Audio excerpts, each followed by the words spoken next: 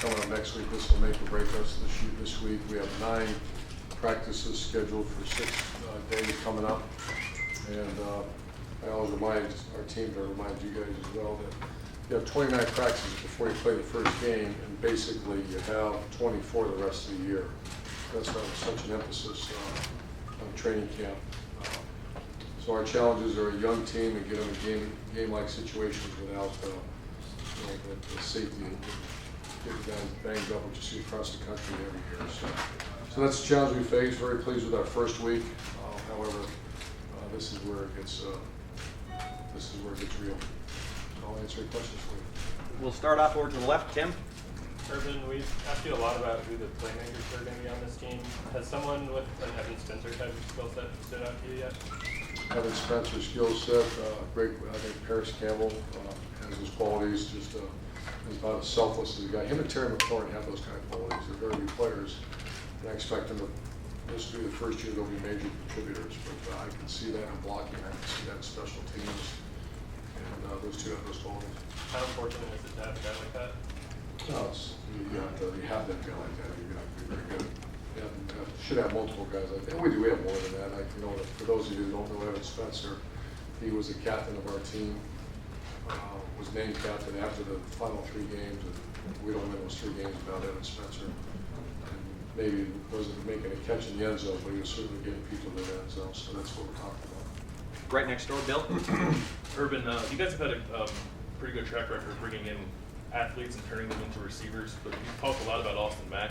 I'm just wondering that the fact that he has been a receiver, he knows that position well, I'm assuming, how much that's helped him get to the level he's at now where you're no question. And Austin's probably one of those good stories that you hear about the 7-on-7 or the extra coaching that you get. You hear bad stories about him, and or maybe a street agent or something like that. I'll hear that stuff, and sometimes that's true, and a lot of times it's not. You had a guy, Dre, that worked with him that became a friend of mine. I watched him work, I watched him train, taught him the right things about just work ethic, and obviously his high school coach came from a great high school program. So whenever you take a kid like that that's very serious about his trade, comes from a very good high school program, has a guy that trained him in the off season, and then we get him, that's why he's game ready. And he will play this year. Zeke did a lot of really good things for you guys. One of the things you always talked about was his blocking ability. Right. Just wondering how Mike Weber is in that regard, and maybe how much room he has to grow still.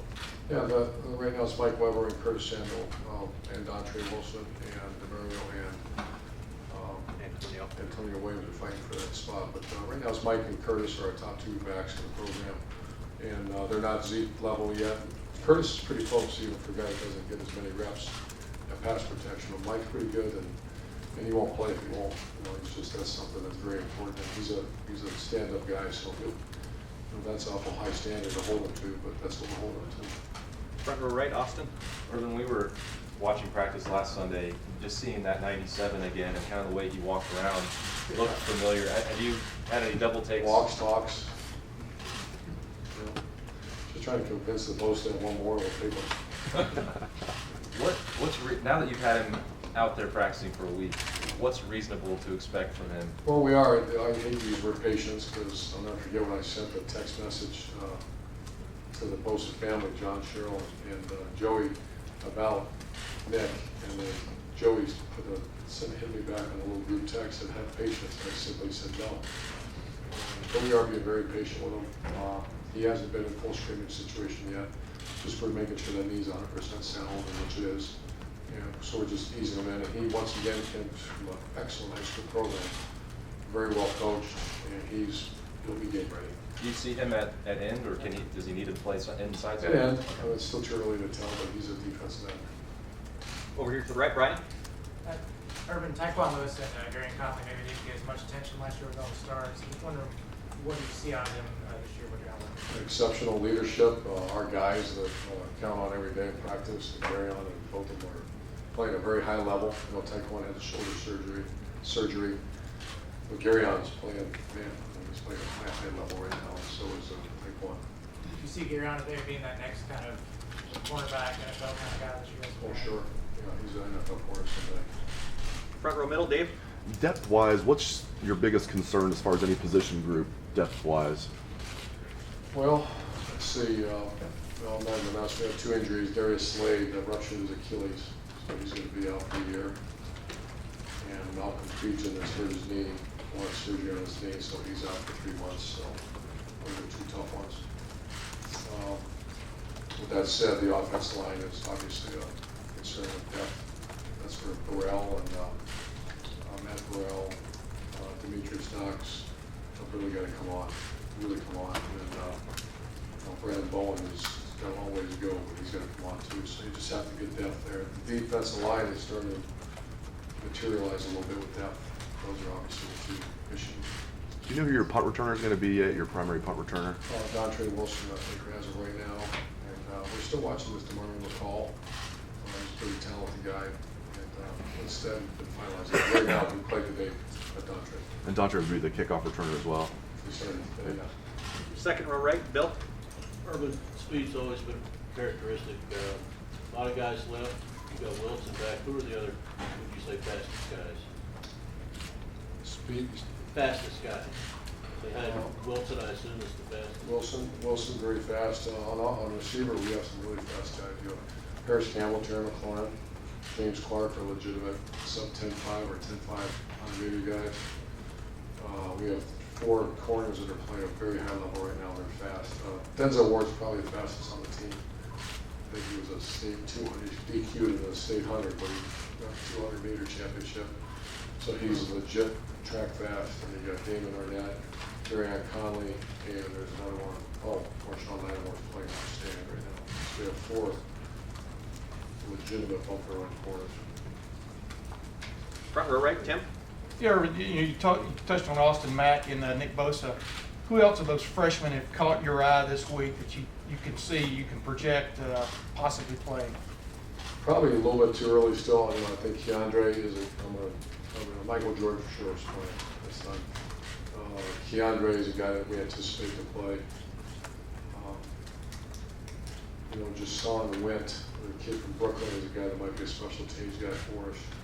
Receiver, Victor's got a long way to go, but we're glad he's here.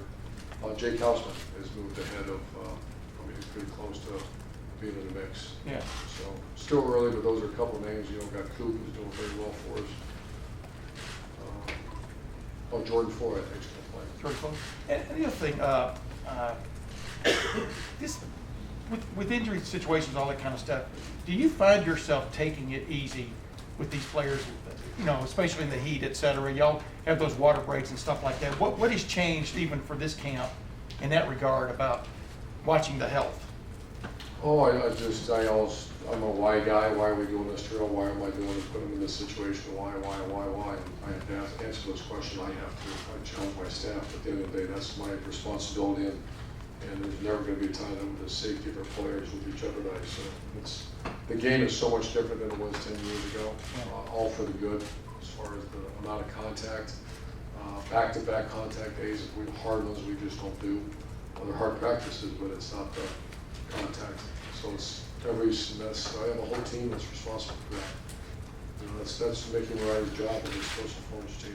We have all these GPS workload, and we measure. There's now shorts that you guys wear, and they measure the activation of hamstrings. And there's so much that we're in that's helpful for the player welfare safety. And Billy, is Michael Jordan, is he a starter yet, or is that still to be determined? To be determined. Fourth row right, David. Urban, for most of its history, Ohio State's obviously enjoyed the unique benefit of being the only power conference school in Ohio. Now it looks like Cincinnati's gaining some pretty good momentum toward joining the Big 12. That's great. I know you want the best for them.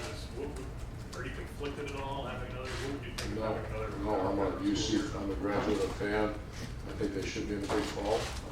I'm saying that without making all the research necessary to really make that comment. That's more of a fan of it's turned into a school. Like my sister's a provost there, and so I know that school very well. And I couldn't be happier for that city and for that school if they do get into the Big 12. Would that impact you guys at all in terms of maybe kids in Ohio down there? Oh, sure. I bet it would.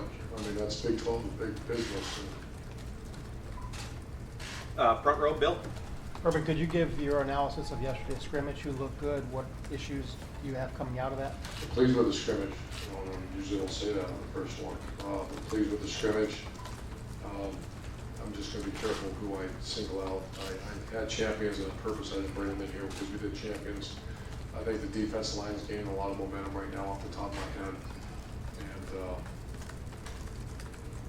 I just don't want to do things right now, but it's too early. Okay. And Noah Brown is a guy who, I know in the offseason, GT Bear raved about him. What have you seen from him at the start of camp? He's coming. He's probably not back to full Noah Brown this time a year ago, but he's, I'd say another week away, he'll be there. He's working his tail off, and I just love having him back. And this is going to be the last question because I want you guys to get players and they're starting to arrive. Tony, right your second row.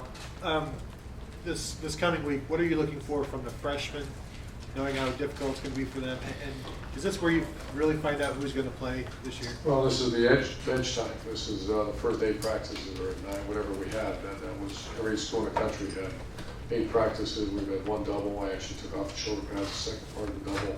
So I'd say we're very average right now, and then we're going to find out this next week if we cross that edge. And I'm going to watch that like that. That's going to determine if we're going to be any good. This week will determine if we'll be any good this year. How many you think you've replaced of the starters in your mind? How many are you set? I have no idea, Clay. Not close. We probably, if we start, I have an idea of what we're starting to line up right now, but I'm not going to announce it because they're not at the level that we expect. Thank you. Coach, thank you. Hey, folks, head out this